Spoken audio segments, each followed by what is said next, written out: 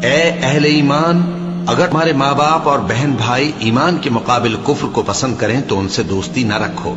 اور جو ان سے دوستی رکھیں گے وہ ظالم ہیں۔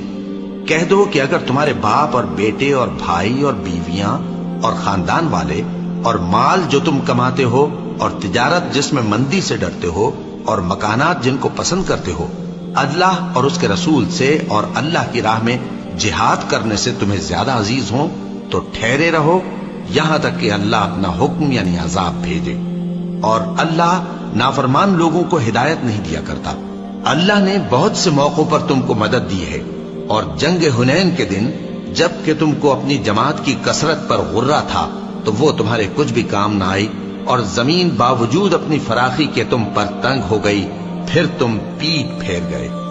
پھر اللہ نے اپنے پیغمبر پر اور مومنوں پر اپنی طرف سے تسکین نازل فرمائی، اور تمہاری مدد کو فرشتوں کے لشکر جو تمہیں نظر نہیں آتے تھے آسمان سے اتارے، اور کافروں کو عذاب دیا،